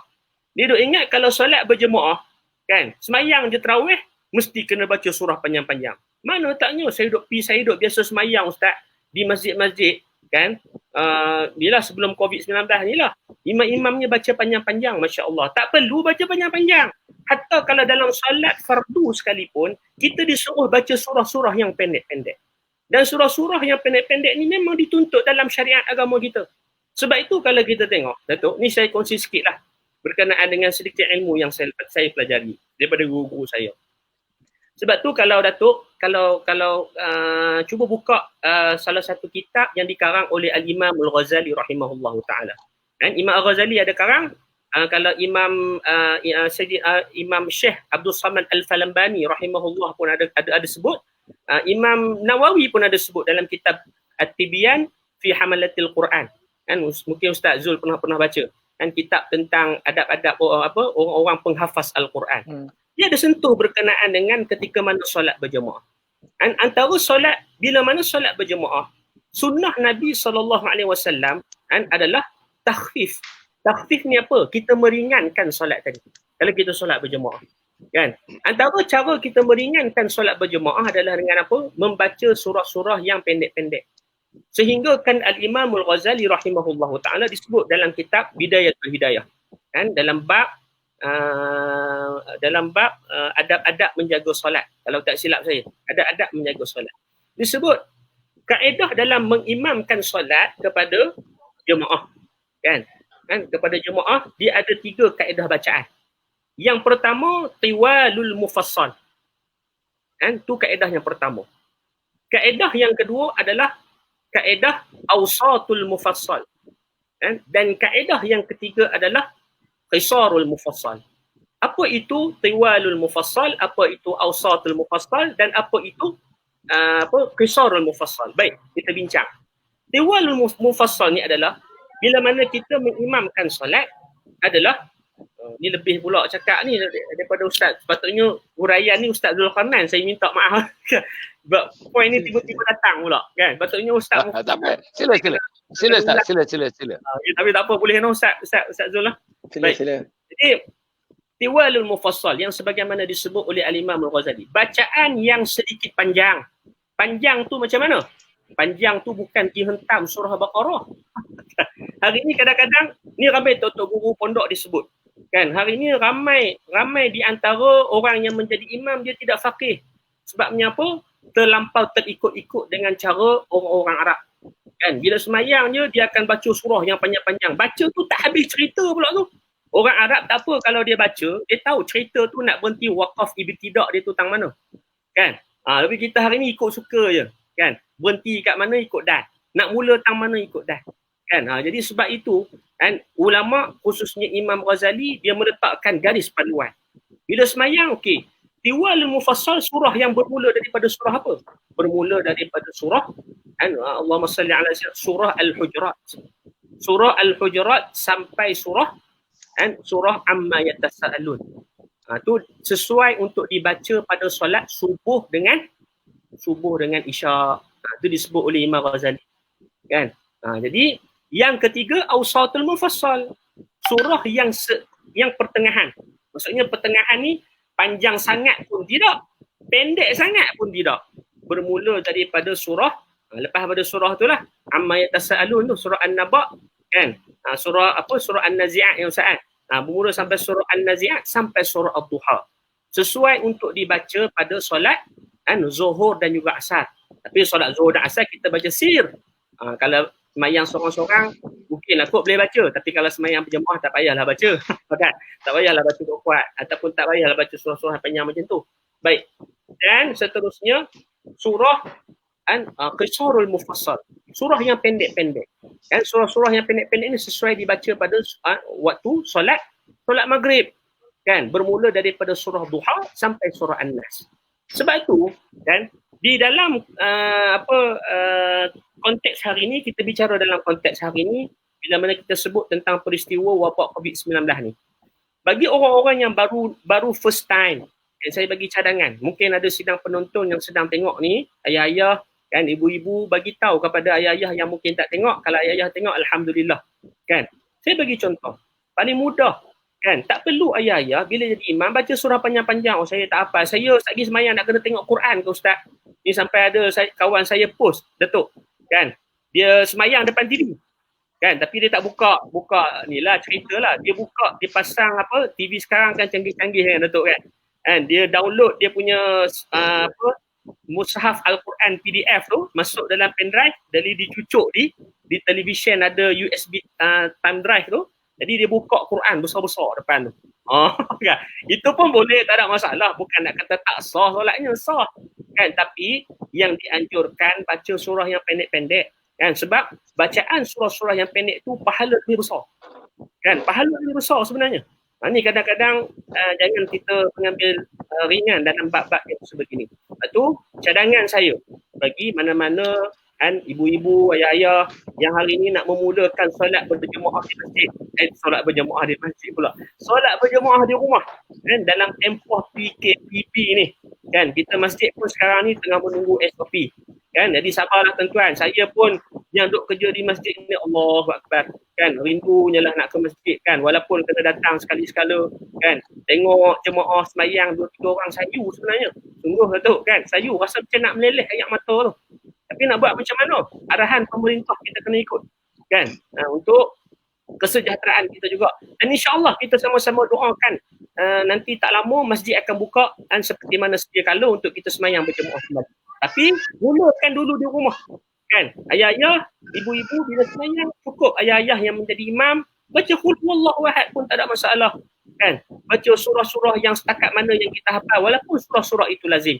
Kan, surah-surah lazim saja, dan itu sebenarnya pahala yang paling besar yang akan Allah Ta'ala kurniakan bagi orang-orang yang mengerjakan solat berjemaah, insya-Allah Datuk. Wallahu subhanahu wa ta'ala. Terima kasih. Ustaz, saya nak membayangkan Ustaz Zul nak membayangkan kerugian. Saya nak bayangkan kerugian di sisi Allah Subhanahu Wa Taala. Sejak COVID-19 tuan daripada 18 bulan Mac sampai sekarang ni, kalau ada di antara kita, rumah-rumah kita yang saya tahu memang ada, yang pertama tak solat. Yang kedua tak bertarawih. Tuan-tuan bayang ruginya. Tak solat, tak bertarawih. Tuan-tuan, kemudian tu tidak bangun sahur. Misal ini contoh. Tidak aftar mengambil iftar bersama dengan ahli keluarga dan sebagainya. Tidak mengajar, tidak ada taklim dan taklum dalam bulan Ramadan. Tidak ada buka Quran dalam bulan Ramadan. Tidak ada tadarus dalam bulan Ramadan. Bayangkan rumah-rumah ini tuan-tuan. Apa nak jadi? Kering kerontang rumah ini dalam bulan Ramadan. Macam mana kita nak suruh anak kita solat misalnya. Sebab solat ini merupakan komponen yang penting dalam kita membina keluarga. Dan macam mana kita nak suruh anak kita solat. Sedangkan yang dikata tadi, hari yang ke-12 tuan-tuan dan puan, mak ayah-ayah masih lagi tidak mengepalai solat. Abang-abang yang tua masih lagi tidak mengepalai solat. Salat tarawih tidak ada lagi di rumah. Tadarus tak ada di rumah. Dan perempuan yang telefon ni tuan-tuan longing. She was longing to have such a situation in which Quran is to be recited by all of the family members. Tak berlaku tuan-tuan. Kesian tuan-tuan. Saya sedih bila menyambut telefon. Ada yang tulis kepada saya, ada yang bagi mesej kepada saya. Bukan perempuan ini tapi wanita-wanita yang lain. Report kepada saya, minta saya tolong. Sebut saudara, sebut doktor, sebut dalam program-program sebut. Supaya nampak ada ruang dalam keluarga itu. Saya nak tanya Ustaz Zul. Kalau misalnya kita ni tuan-tuan, kita tidak buat sesuatu inisiatif. Kita tidak buat letakkan satu batu asas priority yang baru dalam keluarga. Kita tidak mengambil kata orang opportunity kepada COVID-19 ini. Nak mula sekarang ni, nak mula. Macam mana cara nak mula? Saya harap Ustaz Zul, macam mana cara nak mula? Mungkin tuan-tuan dan puan kita nak mula dengan bapak-bapak ni, tuan-tuan insya-Allah meraihkan teman-teman yang selalu datang cerita tentang mari kita dakwah, mari kita dakwah, mari kita dakwah. Teman-teman yang cerita di rumah, buat majlis taklim taklum, baca Quran di rumah, baca Quran di rumah. Mari kita bersama-sama dengan jemaah. Pai dalam jemaah cerita tidak lain daripada cerita kebesaran Allah, kemuliaan Nabi-Nya, cerita salat, cerita sunat, cerita menjalankan sunnah, menjalankan sunnah Nabi Muhammad. Saya rasa ini kalau misalnya kita dapat mengasosiasikan diri kita dengan suasana baru seperti ini, baru timbul satu reformasi dalam keluarga tuan. Reformasi agama, reformasi Islam, reformasi penghayatan Islam, terutama solat yang kita tengah bincangkan ini. Macam mana Ustaz Zul? Bismillahirrahmanirrahim. Jadi baik Datuk, Ustaz, mungkin Allah sekalian. Jadi saya ringkas sajalah. Masa pun dah tak banyak. Jadi saya direct kepada soalan tentang kerugian tu. Untuk menjawab soalan ni, saya berikan satu kisah lah macam mana satu kumpulan pelajar yang mana dibawa oleh satu orang guru mereka untuk pergi masuk ke dalam gua. Di dalam gua ini, gua yang gelap, tidak dapat dilihat apa-apa, tidak ada cahaya. Maka untuk setengah masa, beberapa ketika, mereka semua akan dikeluarkan, kembali balik pulang ke rumah. Dan waktu di dalam gua tersebut, ada pelajar-pelajar yang mana bermain-main dengan benda-benda ataupun apa-apa yang terdapat dalam gua tersebut. Kepegang, ada ketul-ketulan batu, ada benda-benda sejuk. Ada antara mereka yang ambil, bawa pulang, ada mereka yang simpan, ada mereka tak ambil apa-apa. Dan bila mana mereka pulang ke rumah, mereka keluar dari gua tu, mereka akan nampak apa yang mereka pegang, apa yang mereka ambil, itulah permata, berlian, harta, emas, perak. Dan inilah satu perumpamaan yang saya nak ceritakan bahawa hari ini kita telah masuk dalam gua Ramadan. Yang mana kita dianjurkan untuk berselawat, sembahyang tarawih, untuk baca Quran, untuk beribadat, untuk bersedekah, bayar zakat dan sebagainya. Yang mana kita dengar kelebihan ini, itu, tapi kita tak nampak apakah benda yang kita pegang, apakah benda yang kita cari, apakah benda yang kita simpan. Tapi bila kita balik berjumpa dengan Allah, kita pulang ke akhirat, maka kita akan lihat itulah ganjaran, sebesar-besar ganjaran di akhirat nanti. Jadi waktu kita keluar, waktu kita pulang tu, itulah waktu kita akan menyesal, alangkah baiknya sekiranya aku mengambil lebih banyak daripada ini. Yang tak ambil apa-apa dengan kata alangkah baiknya kalau aku ambil sebutir emas. Alangkah baiknya sekiranya aku pada bulan Ramadan aku buat solat tarawih 2 rakaat. Yang sembahyang solat tarawih 8 rakaat akan bagi tahu, wahai Allah, kalaulah aku dapat sembahyang 20 rakaat, maka pulangkanlah aku pada waktu tersebut. Maka itu semua tak terlambat. Jadi inilah yang dikatakan tabsyir, berita-berita gembira, ataupun kita nak panggil ihtisab, iaitu janji-janji Allah Ta'ala. Jadi pertama sekali yang saya dapat syorkan untuk mereka-mereka yang nak berubah, tuan-tuan dan puan-puan, pertama sekali cari guru. Pertama rujuk pada ustaz-ustaz ataupun ustaz-ustazah yang mursyid atau mursyidah. Apa yang panggil mursyid atau mursyidah ni, mereka alim-alim, ulama-ulama yang mana mereka menyampaikan ilmu dan mereka beramal dengan ilmu tersebut. Jangan cari yang mana sekadar hanya manis di bibir, manis di telinga. Kita nak cari mereka yang cakap dan mereka beramal dengan apa yang mereka sampaikan. Yang kedua, cuba rujuk pada kitab-kitab ataupun kelebihan-kelebihan ataupun buku-buku taklim yang menceritakan tentang kelebihan-kelebihan amalan. Ini sangat penting sebab apa? Hari ini kita sangat kurang tentang kelebihan-kelebihan amalan. Kita hanya betul halal, haram, wajib, sunat, makruh, kafir, syirik. Macam itu saja. Kita tak tahu apa kelebihan-kelebihan. Dalam hadis Nabi SAW beritahu, man salal bardain dakhalal jannah, barang siapa yang sembahyang pada dua waktu yang sejuk, sembahyang subuh dan sembahyang asar, dijamin syurga oleh Allah Subhanahu Wa Taala. Kita tak tahu. Dua sembahyang ini senangnya. Siapa yang sembahyang isyak secara berjemaah, Allah akan bagi pahala seolah dia beribadat separuh daripada malam. Barang siapa yang sembahyang isyak subuh secara berjemaah, dia akan diberi pahala seolah dia beribadat sepanjang-panjang malam. Maka inilah janjinya Allah Ta'ala dalam ayat Quran dan hadis, yang mana kita nak anjurkan dengan apa? Dengan ahli keluarga kita baca, buka kitab, cari buku. Dengan apa? Kita rujuk pada ustaz-ustaz lah. Mana kitab-kitab sesuai. Sebab apa? Kalau kita buka kitab yang beritahu bahawa tak sembahyang masuk neraka, kafir, maka mereka akan takut sangat. Mereka akan takut dan mereka kata, macam tu aku berserah je lah. Lebih baik aku tak berubah. Jadi kita nak bagi harapan. Macam saya sukalah approach yang dibawa oleh Ustaz Abiliu. Kita bagi apa? Kita bagi satu rangsangan yang mana baik. Allah masih sayang kita, Allah masih sayang kita. Dan yang ketiga sekali, saya izinkan saya berkongsi sedikit doa. Satu doa yang mana ini doa yang telah dilafazkan dalam surah Nabi Ibrahim, surah Ibrahim alaihissalam, iaitu Rabbi ja'alli muqimis salah wa min zurriyati rabbana wa taqabbal du'a. Tapi bagi mereka yang doakan untuk ahli keluarga mereka, dan kita doakan untuk ahli keluarga kita jamakkan dengan bacaan doa Rabbi ja'allana muqimis salati wa min zurriyatina rabbana wa taqabbal du'a. Dalam bahasa Melayunya, wahai Allah, jadikanlah kami dan zuriat kami orang-orang yang mendirikan salat. Wahai Tuhan kami, kabulkanlah doa kami. Amin. Wallahu a'lam. Masya Allah. Ustaz. Ustaz Zul bersama Ustaz Zaim tadi, tuan-tuan, dah banyak bagi tips. Tuan-tuan ada seorang cikgu dekat sini yang jadi followers kita daripada 18 hari bulan Mac sampai sekarang. Namanya Cikgu Suzy. Cikgu Suzy ni cikgu cemerlang. Cikgu cemerlang dalam bidang chemistry, dalam bidang kimia. Naik pangkat kerana kecemerlangannya 42 jadi 44, 44 jadi 48, 48 jadi 50, begitulah tuan. Dia naik pangkat. Dan guru cemerlang. Apa dia buat, tuan-tuan? Tiap-tiap kali dia mengikuti program ini, dia membuat summary. Panjang summary. Dan summary daripada soalan yang pertama, jawapan yang pertama, sampai yang terakhir.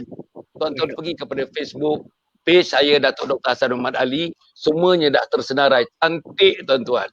Dah satu summary, soalan jawapan yang dibuat oleh Cikgu Suzy. Cikgu Suzy ni mengajar di salah sebuah sekolah di Taiping, di Perak di sana, tuan-tuan. Ini guru cemerlang, tuan-tuan, insya-Allah. Jadi saya nak mengakhirkan nanti, tuan-tuan. Saya nak nanti akhirnya, sebelum saya bagi ulasan sikit ni, satu orang dalam 1 minit setengah. Apa akhirnya pesanan yang kita nak berikan? Sayang. Tolong sikit ni, tolong. Dia cucu saya dah balik semua ni. Ramai cucu saya ni. Okey, alright. Yalah, budak ni pun, tuan-tuan, nampak ni, ini pun rahmat, tuan-tuan. Rumah kita dengan tangisan, dengan apa semuanya rahmat. Bila kita sembahyang, menonggeng dia sujud, tuan-tuan. Yang umur 2 tahun pun sujud. Pasal agak saya lah, datuknya sujud, nenek dia sujud, dia pun sujud sama, tuan-tuan. Menonggeng dia, tuan-tuan, puan. Apa yang saya nak sebutkan, tuan-tuan, dalam hal mengenai solat, tuan-tuan, saya haraplah selepas ini, tuan-tuan, dah letih kita berbincang. Saya dengan Allah almarhum Datuk Ismail Khamus, dengan Datuk Harun Din, dengan Hassan Din, dengan Datuk Ishak Baharum, dengan Ustaz Hashim Yahya, tuan-tuan tahu lah ni. Ustaz Zaim dengan Cikgu Ustaz Zul, kita tahu nama-nama ini yang saya sebut. Tuan-tuan, kami dah cerita salat ni. Tuan-tuan sebut negeri mana kami tak pergi, daerah mana kami tak pergi. Apa dia? 20 tahun yang lalu, 25 tahun yang lalu, tuan-tuan, Forum Perdana Ehwal Islam. Yang saya menjadi moderatornya, saya menjadi hostnya. Siapa tetamu saya? Harun Din, Hassan Din, Ismail Khamus, semua dah almarhum dah, tuan-tuan. Hashim Yahya, Ishak Baharum, semua dah almarhum. Yang hidup tinggal saya seorang, tuan-tuan. Saya pun tak tahu berapa hari lagi boleh hidup, berapa minggu lagi boleh hidup, berapa bulan lagi boleh hidup. Tuan-tuan, apa yang saya nak sebutkan? Sebelum saya mati, tuan-tuan, saya hendak melihat satu perkara, tuan-tuan. Tiang dalam kehidupan kita ni mesti ditegakkan di tiap rumah, di tiap mukim, di tiap kampung, di tiap masjid. Mesti ditegakkan. Tiang serinya. As-salatu imaduddin. Sembahyang itu tiang agama. Kalau tak ada tiang, boleh buat roofing. Tak boleh. Kalau tak ada tiang, boleh buat flooring, tak boleh. Kalau tak ada tiang, boleh buat dinding, tak boleh. Kalau tak ada tiang, boleh ke kita pasang pintu? Tak boleh. Kalau tak ada tiang, boleh ke pasang tingkap? Tak boleh. Kalau tak ada tiang, boleh buat dapur? Tak boleh. Jadi tuan-tuan, saya harap sangatlah. Bayangkan rumah kita tak ada tiang ni Ustaz. Tak ada tiang Ustaz. Ada tiang pun robek. Robek tiang ni tak. Robek tiangnya. Wobble tiangnya tuan-tuan. Dan ada rumah sampai sekarang tak bertiang. Sebagaimana yang telefon saya minta tuan-tuan, saya lapaskan di sini tuan-tuan. Tak pernah tengok ada sembahyang tarawih lagi. Tak ada pernah tengok sembahyang berjamaah lagi. Waktu tidak COVID tak ada sembahyang berjamaah. Lepas COVID ni tak ada sembahyang Jumaat. Tak ada tengok anak-anak saya masa tidak COVID melangkah ke masjid. Tak pernah tengok lagi suami ke masjid tuan-tuan dan puan. Masya Allah. Inilah yang berlaku. Kita doa kepada Allah Subhanahu Wa Taala tuan-tuan. Harap tuan-tuan. Program ini ramai tuan-tuan. Ramai yang melihat program ini tuan-tuan insya-Allah, dan kita berdoa kepada Allah Subhanahu Wa Taala. Doa yang disebut oleh Ustaz Zul tadi tuan-tuan. Ustaz Zul punya doa tadi. Doa inilah tuan-tuan, bacalah doa ni. Banyak lagi doa. Buku-buku doa kecil-kecil, kebanyakan buku doa pocket size tuan-tuan. Berdoalah. Doalah kepada aku, nescaya aku menunaikan apa yang kau hajatkan daripada doa itu. Itu kata Allah Subhanahu Wa Taala melalui Nabi Muhammad sallallahu alaihi wasallam. Jadi Ustaz yang akhirnya 2 minit Ustaz untuk Ustaz Zaim, 2 minit untuk Ustaz Zul. Apa saja Ustaz nak sebut masih dalam kerangka kita membincangkan mengenai liatnya masalah-masalah liat menunaikan solat itu. Sila Ustaz Zaim. Baik, betul Ustaz Zul dan seterusnya sidang penonton yang dirahmati Allah Subhanahu Wa Taala. Jadi sebagai kesimpulannya daripada perbincangan topik kita pada petang ini, iaitu permasalahan liat menunaikan solat, maka saya ingin menyebut di sini sebuah hadis Nabi sallallahu alaihi wasallam. Ini tadi Allahumma salli ala sayyidina Muhammad. Apa Datuk ada sebut tadi apa? Nama almarhum Datuk Dr. Harundin rahimahullahu taala dan beberapa ulama-ulama dan cendekiawan yang lain yang telah pun kembali meninggalkan kita. Jadi memang benarlah apa yang disebutkan tadi kan. Jadi mudah-mudahan usaha Datuk dan semua arwah-arwah dan ulama-ulama kita akan dibalas dengan apa kita panggil, dibalas dengan benda yang baik daripada Allah Subhanahu Wa Taala insya-Allah. Baik, jadi sebagai kesimpulannya saya nak mengajak sidang penonton sekalian untuk merenungi sebuah hadis Nabi sallallahu alaihi wasallam yang telah disebut oleh Nabi kita Muhammad sallallahu alaihi wasallam, riwayat daripada Abdullah bin Syaqid radhiyallahu taala anhu, yang mana kana ashabu Rasulillah sallallahu alaihi wasallam la yarawna syai'an min a'mali tarkuhu kufrun ghaira salah. Yang mana telah pun tadi Datuk sebut antara dosa yang paling besar. Sebab itu saya tak ada nak kongsikan lagi banyak poin sebenarnya. Kalau cerita bab sembahyang ni Datuk, banyak lagi poin kita boleh sebut.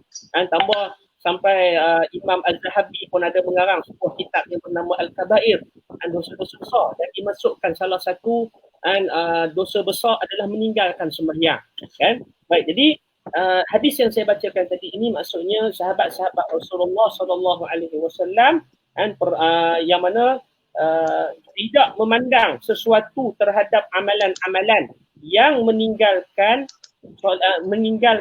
menjadi kufur selain daripada sembahyang. Tegasnya tidak ada halangan atau keuzuran yang mengharuskan meninggalkannya atau dikeluarkan daripada waktunya selain daripada terlupa atau tertidur.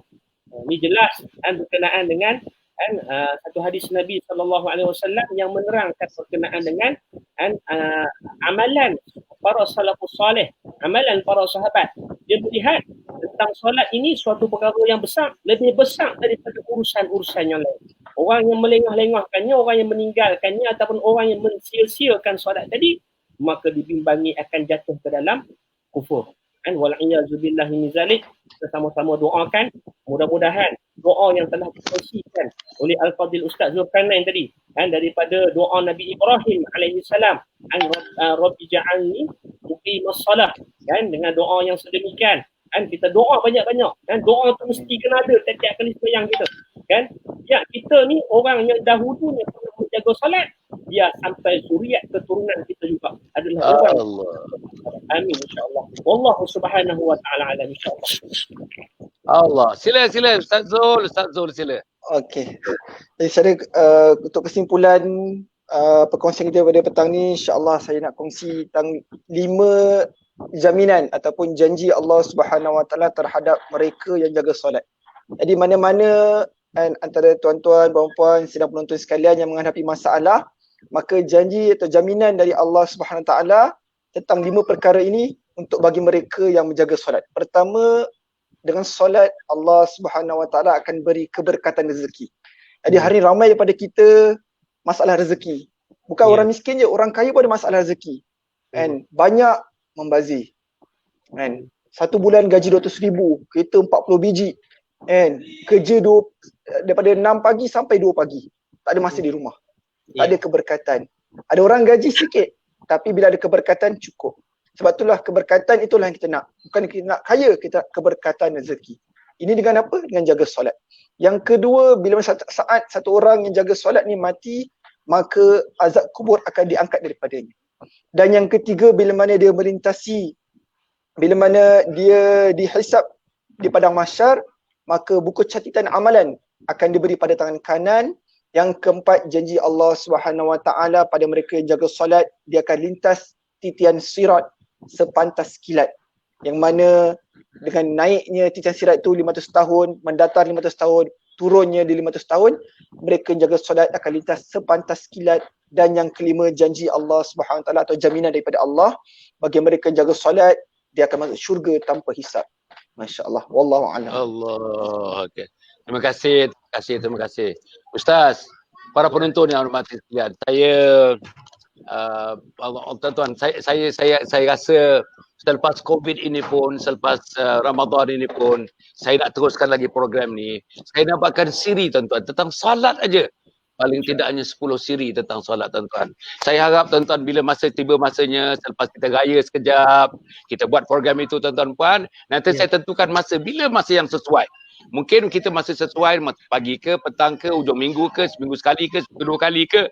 Tapi saya cadang nak buat hari-hari Ustaz. Hari-hari kita nak buat. Biar tuan-tuan dan puan sampai rumah kita, isteri kita tersebut salat.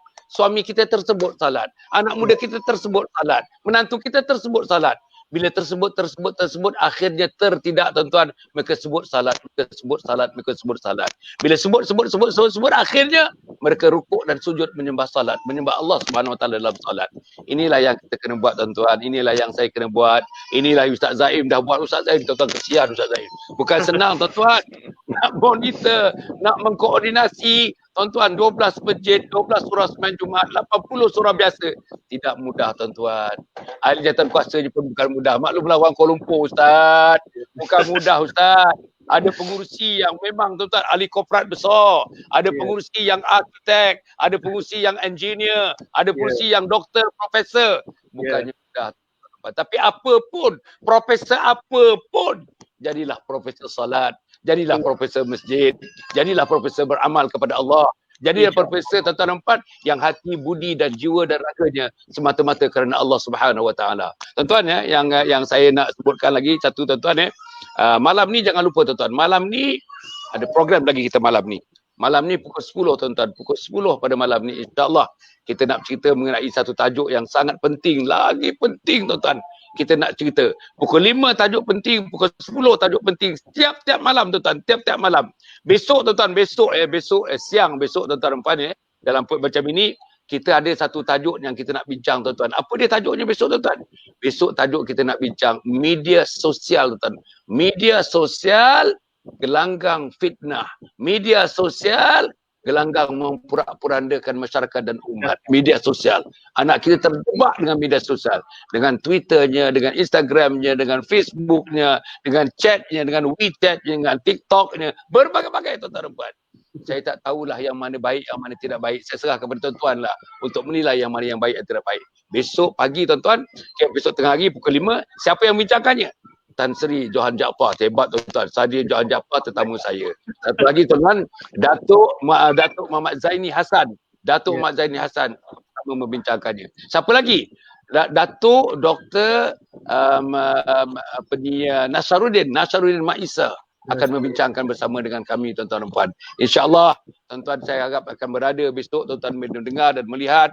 InsyaAllah kita sama-sama membincangkan tajuk-tajuk yang sangat penting ni, tuan-tuan dan puan. Saya pilih tajuk ni, tuan-tuan. Setelah saya tanyakan kawan apa yang sesuai, inilah di antaranya. Melambat-lambatkan solat, mensisih-sisihkan solat. Tuan-tuan malas bersolat, liat solat, mereka telah mencadangkan yang saya persembahkan kepada tuan-tuan dan perempuan. Apapun tuan-tuan, maaf daripada saya, maaf daripada tuan-tuan. Kita mohon ampun kepada Allah Subhanahu Wa Taala. Kalau ada yang kita lafazkan ni kerana nafsu kita, tapi kita lafazkan ini semata-mata niat dan hajat kita, semata-mata dalam konteks mengabdikan diri kepada Allah Subhanahu Wa Taala. Tuan-tuan, insya-Allah mudah-mudahan saya hanya nak menyebut satu perkara, tuan-tuan dan puan. Ini saya tak pernah tinggal nak menyebut ni. Ustaz, Ustaz Zaim. Ustaz Zaim, saya sedang nak membangunkan ini. Ini saya bangunkan yayasan saya bersama dengan Perbadanan Wakaf Selangor. Perbadanan Wakaf Selangor nak membangunkan satu kompleks. Nama kompleks ini ialah Anjung Husnul Khatimah. Anjung Husnul Khatimah. Ini tuan-tuan, Anjung Husnul Khatimah ni tuan-tuan tengok dia punya kompleks dia. Dia punya besar kompleks ini. Masjidnya saja boleh memuatkan 1,000 orang. Dan masjid ini bila beroperasi nanti 2 tahun daripada sekarang, tiap pagi, pasti tiap pagi pukul 4. Ada solat tasbihnya, ada solat taubatnya, ada solat hajatnya, ada solat witirnya. Tuan-tuan, ada tangisan-tangisannya. Kita nak menyembah Allah Subhanahu Wa Taala. Programnya secara modul, tuan-tuan. Orang datang, seluruh rakyat boleh datang. Secara modul. 3 hari 2 malam, 3 hari 2 malam, 3 hari 2 malam, 3 hari 2 malam. Modul ini bersambungan antara satu dengan lain, tuan-tuan dan puan. InsyaAllah. Datanglah ke tempat ini, tuan-tuan. InsyaAllah. Fasilitasnya Ustaz Zaim, Ustaz Zul, fasilitasnya hotel 3 bintang. Hotel 3 bintang. Kepada yang miskin-miskin, free. Mereka datang free. Yayasan saya, Yayasan Sabaha namanya, dengan Perbadanan Wakaf Selangor akan membiayai mereka yang datang kepada golongan miskin. Asnaf-asnaf akan datang, tuan-tuan dan puan. Dan kepada Ustaz Zaim, kepada Ustaz Zul, yang gaji agak besar juga tu, tak payah bayar. Datang tak payah bayar. Tapi di pintu-pintu nak keluar nanti ada tabung-tabung besar. Bolehlah masukkan sumbangan sebab nak beli makanan, nak menyediakan penyiapan tempat tinggal, nak memberikan staf, ada 20 orang staf nanti, tuan-tuan dan puan, insya-Allah akan ditadbir secara paling profesional. Paling profesional kita nak tadbirkan tempat ini, insya-Allah. Jadi tuan-tuan dan puan, apa cara sumbernya? Sumber dananya pertama wakaf. Sumber dana yang kedua ialah kami menerima zakat, bukan memungut zakat, menerima zakat. Sumber yang ketiga ialah sedekah dan infak, sedekah dan infak. Yang keempat ialah fidyah. Yang kelima ialah sedekah jariah, tuan-tuan, dan amal salih, dan sedekah jariah dan amal jariah, tuan-tuan. Inilah yang kita terima, tuan-tuan. InsyaAllah akan tegak dalam 2 tahun, 2 tahun setengah daripada sekarang ini. Inilah yang sedang saya usahakan. Siang, malam, pagi, petang saya usahakan, tuan-tuan, insyaAllah. Saya usahakan semata-mata kerana Allah. Bukan ada keuntungan 1 sen pun, tuan-tuan dan puan. InsyaAllah semata-mata saya nak infakkan. Inilah legasi terakhir hidup Hasan Haji Muhammad Ali, tuan-tuan. Mudah-mudahan Allah memberikan kekuatan kepada saya. Mari kita lakukan, mari kita saya harap Ustaz Zaim yang ada tadi 12 masjid, 12 surau sembahyang Jumaat, 80 surau biasa itu, tuan-tuan war-warkanlah, tuan-tuan. Kita nak secepat mungkin kita nak dirikan. Gunanya untuk menyelamatkan umat Muhammad. Matilah dalam husnul khatimah. Allahumma khtim lana bi husnul khatimah wa la takhtim alaina bisu'il khatimah. Mudah-mudahan tuan-tuan insya-Allah inilah yang sedang diusahakan. Tuan-tuan boleh telefon saja, tuan-tuan, 0136283985. 0136283985. Sekali lagi 0136283985. Bercakaplah dengan Puan Suraya. Dapatkan informasi dan mendengarnya, macam mana nak mengkontribut, macam mana nak menyumbang. Sumbangan ada 3 cara. Satu, dengan peribadi. Yang kedua, sumbangan keluarga. Tiap-tiap keluarga menyumbanglah. Walaupun RM1. Sumbanglah, tuan-tuan. Supaya nama kita tertulis di pintu syurga Allah Subhanahu Wa Taala. Kita menghidupkan sesuatu, tuan-tuan, dalam dunia ni. Ustaz Zaim, Ustaz Zul, ini satu-satunya dalam dunia. Tak ada di Amerika, tak ada di Sudan, tak ada di Palestin, tak ada di Egypt, tak ada di Mesir, tak ada, tuan-tuan. Yang ada nanti di Malaysia, di Selangor, di Sungai Lui di sana. Di Ulu Langat, Batu 15 di Ulu Langat. Inilah yang kita bangunkan, tuan-tuan. Sekali lagi, gunanya adalah untuk membawa umat Muhammad berbondong-bondong ke jalan Allah, mati dalam keadaan Islam, mati kalangan orang yang beriman, mati dalam keadaan orang yang bertakwa, dan mati yang dalam keadaan orang diberikan ihsan oleh Allah Subhanahu Wa Taala. Cukup setakat itu tuan-tuan dan puan. Sekali lagi tuan-tuan, saya seronok tuan-tuan, saya seronok. Saya sebenarnya kalau disambung sejam lagi pun saya mampu tuan-tuan. Sebab inilah subjeknya, ini subjeknya. Saya subjek tuan-tuan, subjek saya ni urban planning. Dah puas dah tuan-tuan. Saya baca 1000 buku tuan-tuan. 1000 jurnal, 1000 penulisan-penulisan profesional yang saya baca.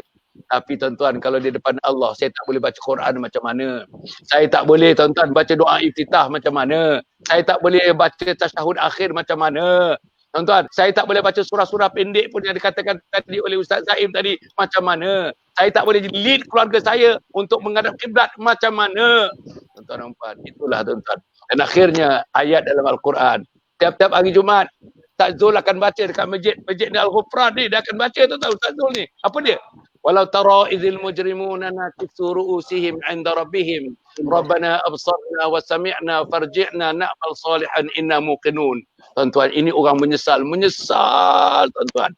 Balikkan aku ke dunia tuan-tuan. Aku dah lihat, aku dah dengar. Aku nak pulang semula ke dunia. Berapa lama mak malaikat tanya kau nak pulang? 1 saat. Kau nak buat apa? Aku nak buat amal soleh. Sekarang ini baru aku faham. Sekarang ini baru aku yakin. Jangan tuan-tuan. Bukan kita yang mengucapkan kalimat ini. Bukan anak kita yang mengucapkan kalimat ini. Bukan cucu kita yang mengucapkan kalimat ini. Marilah tuan-tuan, insya-Allah mudah-mudahan Allah memberikan kita taufik dan hidayah.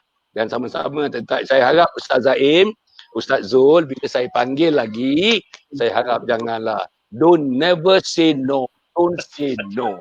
Please. Jadi tuan, saya harap ini misi. Kita ni ada misi dalam hidup. Inilah misi dalam hidup kita tuan-tuan dan puan. Aku qauli hadza wa astaghfirullahalazim li wa lakum wa lisairil muslimin wal muslimat. Innahu huwal ghafurur rahim. Wassalamualaikum warahmatullahi wabarakatuh. Waalaikumsalam warahmatullahi wabarakatuh. Terima kasih semua. Terima kasih. Selamat berbuka.